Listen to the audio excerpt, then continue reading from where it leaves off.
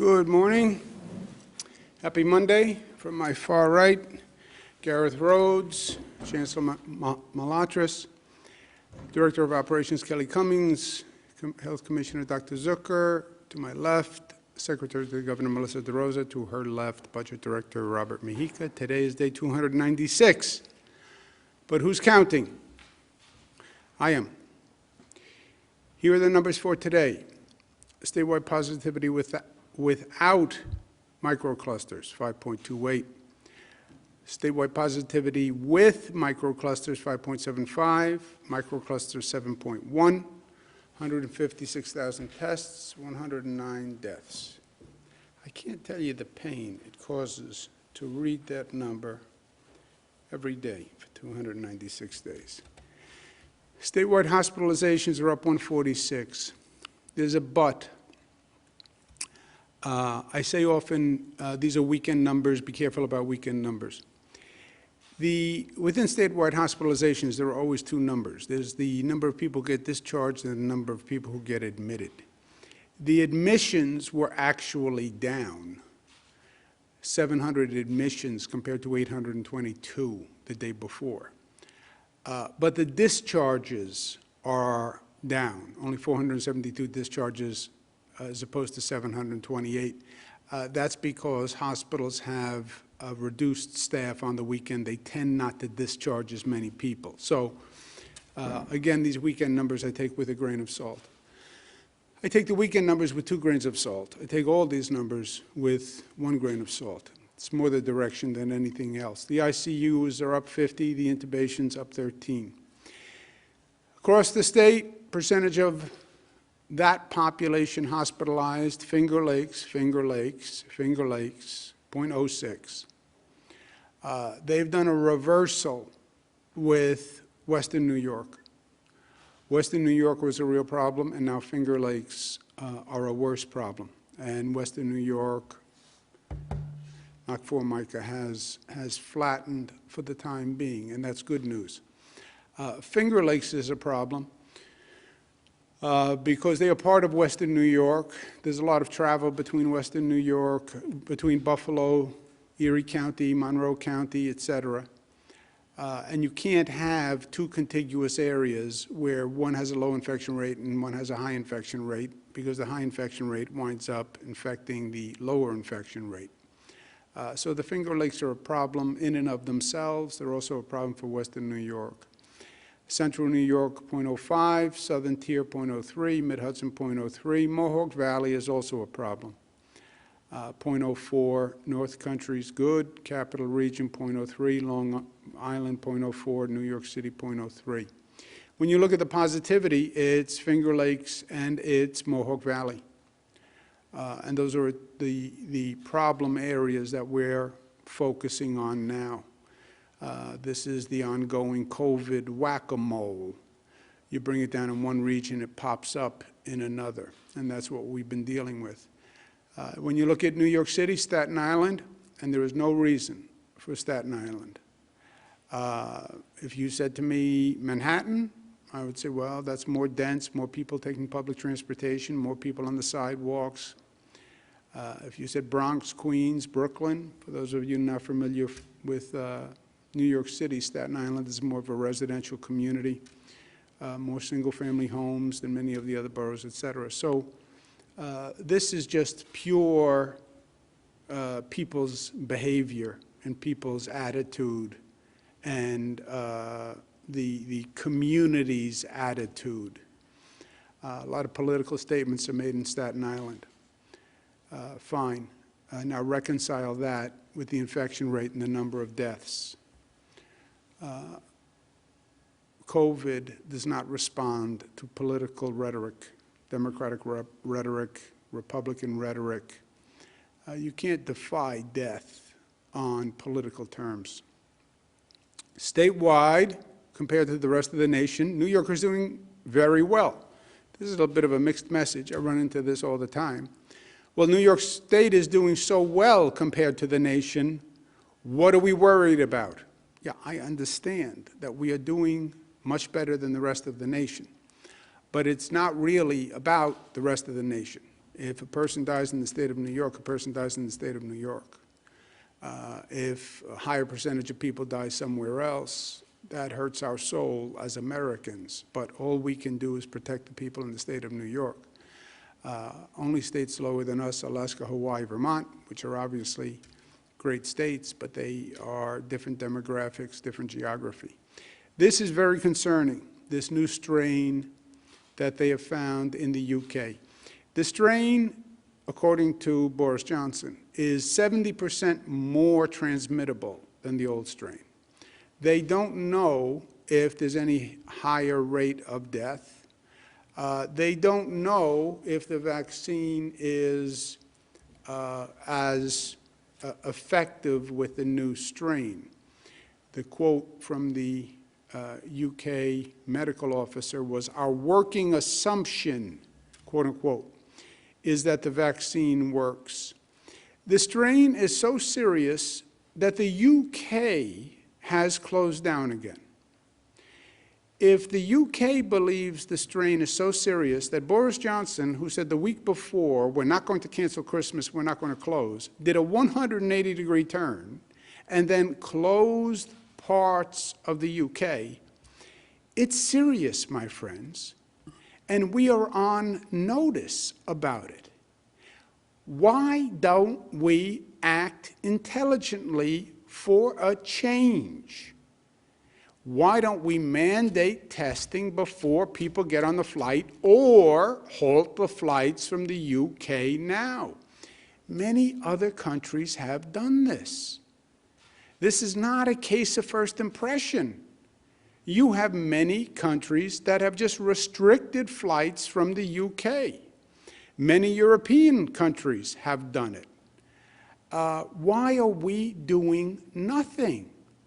120 countries require the UK travelers that receive the negative test before they get on the plane in the UK. 120 countries. And the United States has done nothing. People in government often believe doing nothing is safe. Well, if I do nothing, I won't be criticized. I don't believe that. I believe that's exactly wrong. There are situations where doing nothing is actually doing something, where doing nothing is actually an affirmative action. When you do not require the UK flights to be tested, you are allowing thousands of UK passengers to arrive here every day. The authorities say they haven't found the strain here yet. They are science-based. Until they find the strain, they will say there is no strain. I believe, intuitively, it's already here. I believe that. Because if it's been flying around the world, it will be here. And I say that intuitively because I have an educated intuition, because I lived this, and you lived this. This was the spring. This is how we had that New York ambush in the first place. This was, don't worry, the coronavirus is in China. No, it wasn't. The coronavirus got on a plane in China and went to Europe and came here from Europe. And nobody said anything for 2 months in the federal government. And it had been coming for so long that it was then too late. If this is more transmittable than COVID, 70 times more, says Boris Johnson, this is a major problem. And for us to once again be incompetent as a federal government and take no action is just not a viable option for us in New York. We learned this lesson the hard way, and we're not going to go through it again. We have been victimized by federal incompetence and federal negligence. That is a fact. And we're not going to be victimized again. There are 3 airlines that come from the UK and fly into our airports. Our airports are run by the Port Authority of New York, New Jersey. The three airlines are British Airways, Delta, and Virgin Atlantic. They daily are bringing several thousand passengers per day. I am asking those airlines to add New York State to the list of the 120 countries that require tests before the flights leave the UK for New York. 120 countries do it. My request is simple. Please add New York to the list of 120 countries. Well, you're not a country. I know that. But as governor of New York State, I have asked them to do that. We do have a public health emergency in existence in New York State. The British Airways, I have spoken to myself, and they have voluntarily agreed to add New York to the 120 countries that will do pre-boarding testing. And they will start that tomorrow. That's the same type of testing that many of the countries on the 120 list have agreed to. I want to thank British Airways. This was a very rapid decision by them. They were considerate, and I truly appreciate it. Obviously, British Airways could have taken a different path, but they agreed to be cooperative, and they said they will not send flights to JFK unless those people have been tested pre-boarding. So thank you very much. There are two other airlines, Delta and Virgin, and I've requested for them to voluntarily agree. If they do not agree voluntarily, then New York State will pursue other options. But I would not be doing my job as governor of New York if I sat here and let the federal incompetence create another emergency and disaster that cost the lives of New Yorkers. I am only a governor, but I will do anything I can and whatever I can to protect the people of the state of New York.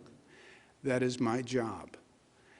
And I know and I believe my intuition is correct, that this is another disaster waiting to happen. If the UK closed down, if 120 countries require testing, if Canada left a plane on the tarmac because they wouldn't allow it to deboard, if the other European countries have said that they're banning travel, why are we doing nothing? Why are we doing nothing? Why did we do nothing in the spring? I'm not going to allow it to happen, or I will try my best to do everything within my power. I asked the other two airlines to follow the lead of British Airways. I asked them not to disrespect the people of New York State, who are very gracious and are good neighbors with the UK, but please don't abuse or disrespect the people of New York, and please don't underestimate the people of New York. We protect one another. I promise you that. So please consider joining voluntarily, and we await your answer. On vaccinations, is my hero, Nurse Sandra Lindsay. Look at that face. That needle goes in, not a muscle on her face moves. That is a pro. When my time comes, I hope I'm as good as Nurse Sandra Lindsay. I've had a lot of questions. I want to make something clear. Politicians are now talking about who's getting a vaccination. There is no politics in the vaccination process.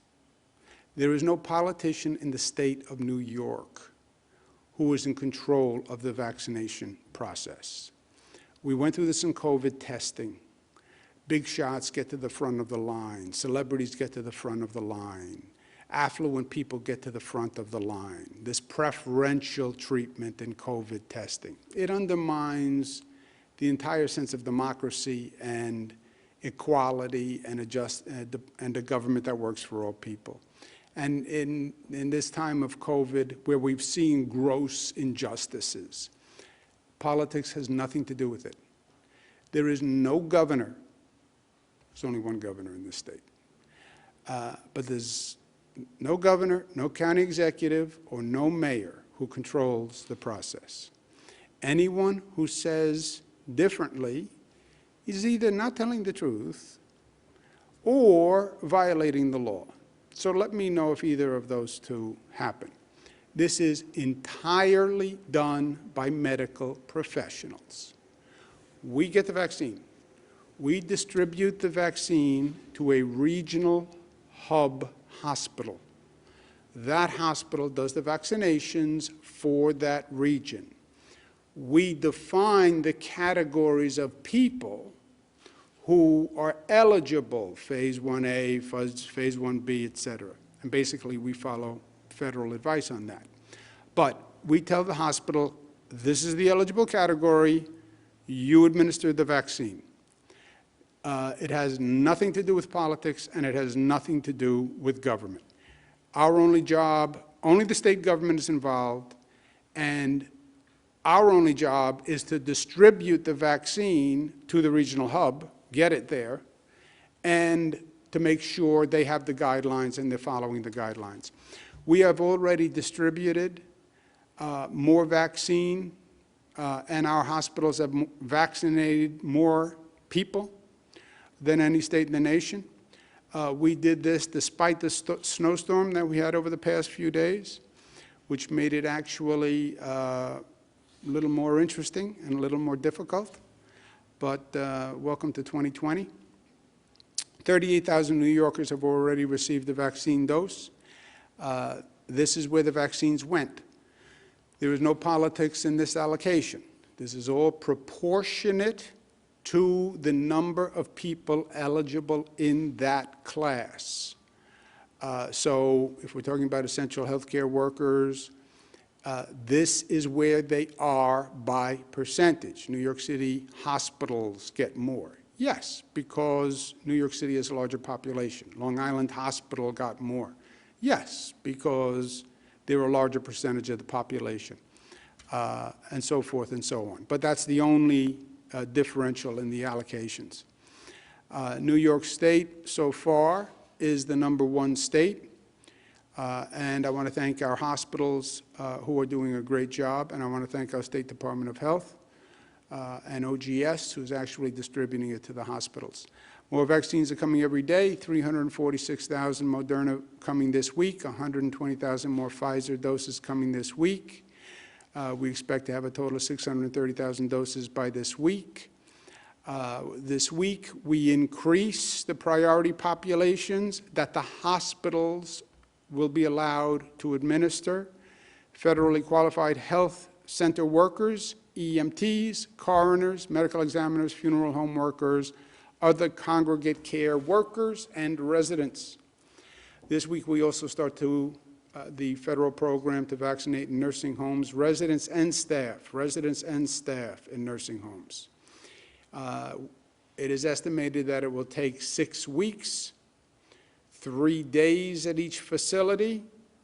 Day 1, everybody receives 1 shot. That should take 2 weeks. Day 2, second shot. Day 3, the remaining staff. So 3 days, they basically break up the residents and staff in 3 groups, and they do it over 3 days. Total program is supposed to be 6 weeks.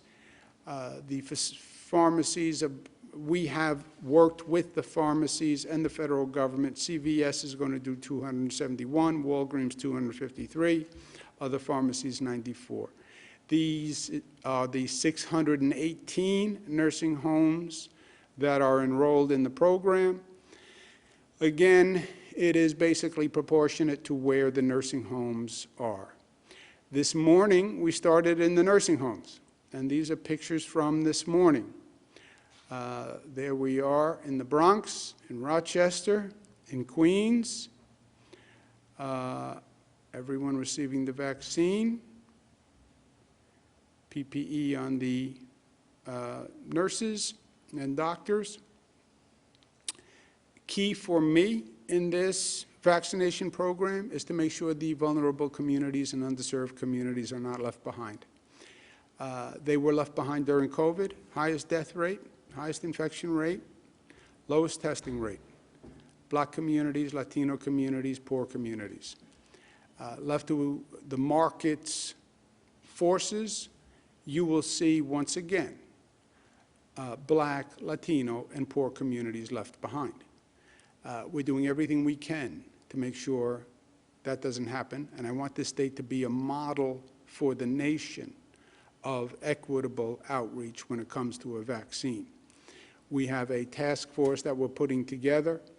The co-chairs of the task force are Rosanna Rosado, our great Secretary of State, Leticia James, our Attorney General, not pointing a finger at anyone in particular there, this happens to be the picture, Mark Morial, former mayor, who I worked with for many years. He's a great fellow. Pat Wang, President and CEO of Health First. So I want to thank them for their service. This is the full task force, and their job is to come up with an operational logistical plan. How do we get it into Black churches? How do we get it into public housing authorities?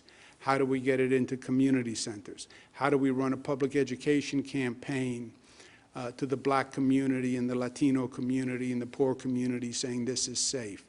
There are very real resistance, a very real resistance to taking this vaccine, especially in the Black community. And there's a history that would give one a right to be skeptical. We need a public education to combat that. We're also putting together vaccination kits that can be sent throughout the state that are fully contained to do vaccinations for a community. We call them community vaccination kits. But in one shipping container, it can be everything that that community needs. You can send this shipping container right to, put on the back of a truck, bring it to a public housing authority, to a church, to a community center, anywhere in the state, everything you need, computers, IT, medicines, wall dividers, tables, chairs, schematic for how you set up the space. Space could be about 10,000 square feet because people have to come in, they have to be greeted, they have to be registered. The vaccination itself takes about 15 minutes. The medical personnel then like the person to remain in that area, in that space, for about an additional 20 minutes, half an hour, just to make sure there's no response. But in this one community kit, all that will be present. We'll have these ready to then work with community groups, churches, housing authorities, so we can just send it to those places. Again, my goal is this state should do a better job than any other state. Rural communities, poor communities, Black and Latino communities, public housing, other healthcare deserts. In general, what we're doing is what most states are doing. We're just a little bit ahead of it. It's a foot race between increasing vaccines and slowing the spread. That's all this is. And we're in the midst of the holiday season. And spread, the number one spread, overwhelmingly, is small gatherings, living room spread. 75% of the spread is coming from that area. Everything else is relatively de minimis. And we're in the heat of the holiday season, right? I said before Thanksgiving, you think about it as Thanksgiving. I don't think about it as Thanksgiving. I think about it as day one of 37 days of holidays, which is a totally different socialization pattern from any other time of the year. And the socialization pattern is what determines the spread of the virus. Thanksgiving was our first test. And what you're seeing from the data is we did not have the spike that other places had. And interesting, it looks like there were more gatherings, more air travel in other parts of the country, and where there was more air travel and more gatherings, there was more of a spike in terms of Thanksgiving cases, which suggests all the admonitions about celebrate, but celebrate safely. If you don't have to travel, don't travel, actually had an effect here in New York, New Jersey, Connecticut. So that's good news. And the question is then, what happens as you get close to Christmas? Christmas is a longer holiday season, right? Thanksgiving, a day, 2 days. Christmas, Kwanzaa, Hanukkah season, New Year's Eve season, this is a long stretch. But if we stay smart, a spike is not inevitable. We get through the holiday season, then it's just a sprint, us versus the vaccine.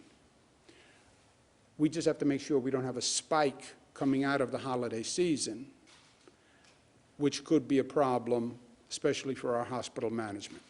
But if we stay under control in the holiday season and we don't have a big spike, then mid-January, it's just a foot race, us versus the vaccine. And we're going to get that vaccine out. We're already leading the nation in getting the vaccine out. We're going to get that vaccine out if I have to drive it all across the state and come up with a temporary license from the Department of Health to administer the vaccination myself, which I'm sure I could probably get. But we have to get through the holiday season. I also want to say again to people where everything is so political in this state, everything is so political in this country, everything is so polarized. Biden and Trump agree. They agree. How are you playing politics with COVID when even Biden and Trump aren't playing politics with COVID? And by the way, Biden and Trump haven't agreed on anything. This is the one thing they agree on. So stop the politics and actually save lives. Save lives. You see those high infection rates, high positivity rates, high hospitalization rates?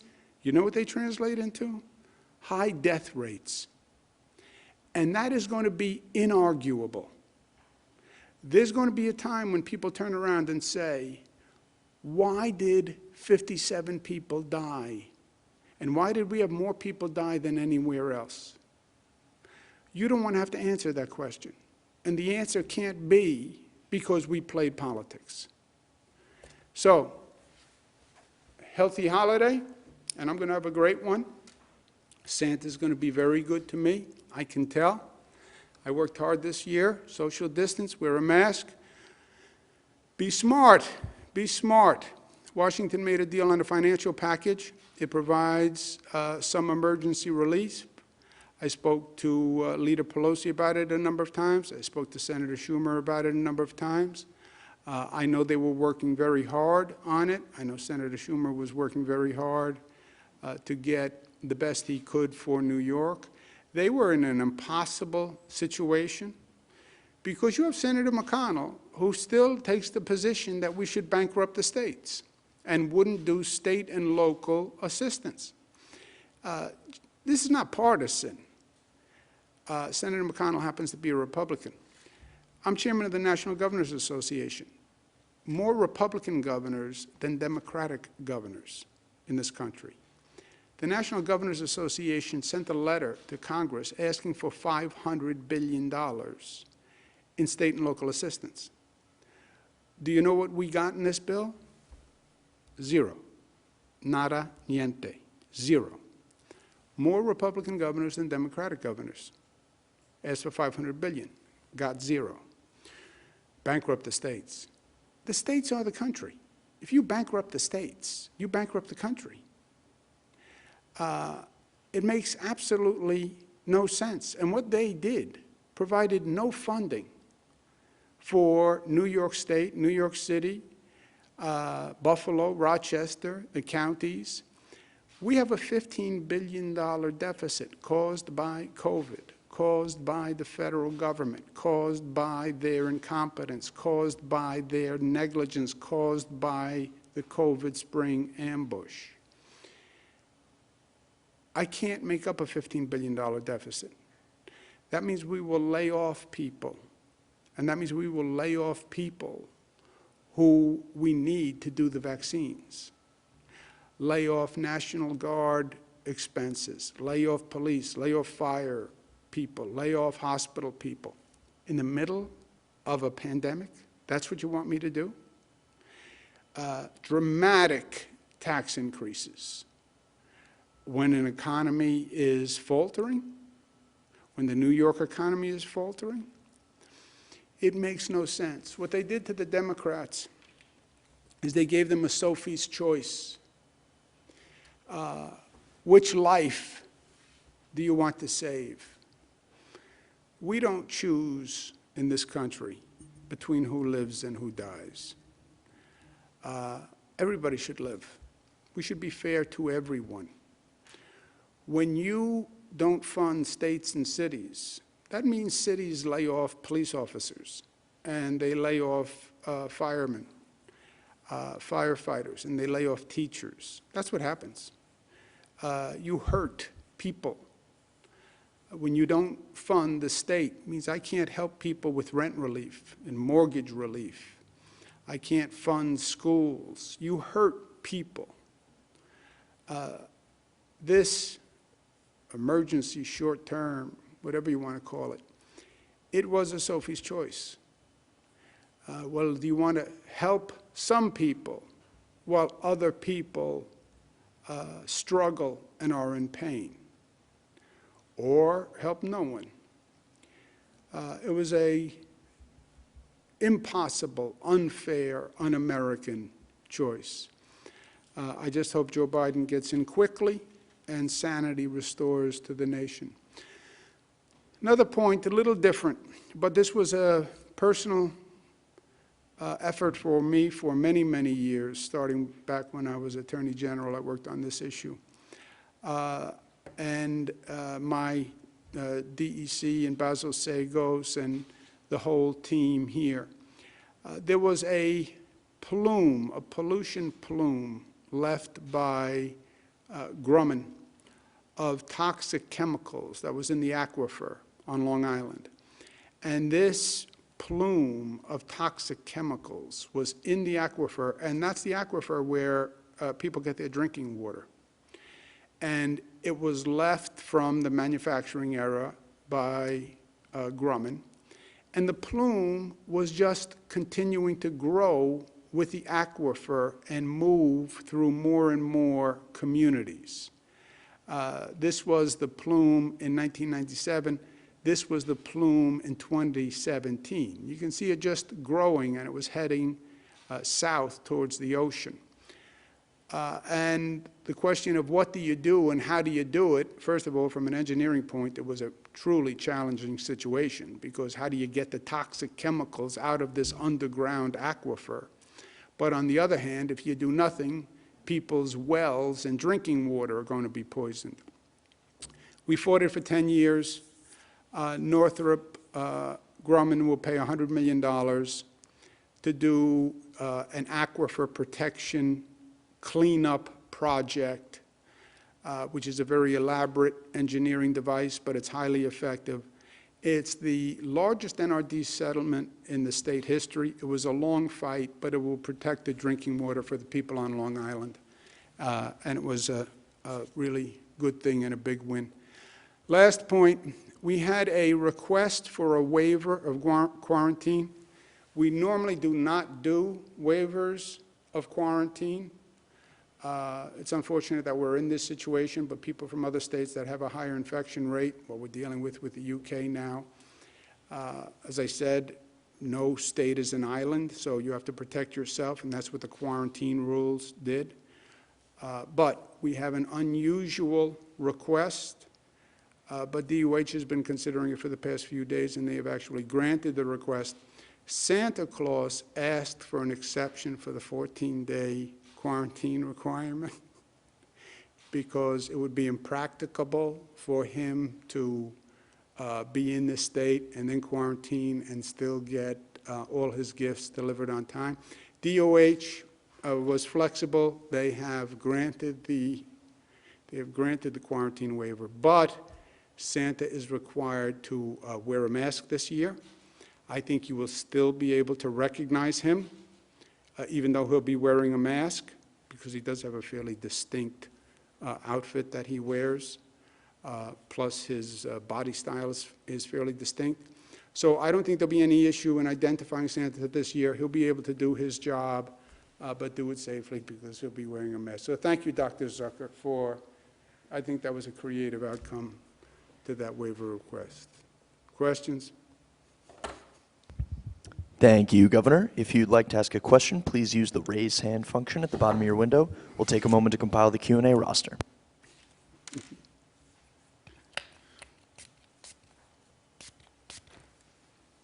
Governor, your first question comes from Bob Hennelly from the Chief Leader.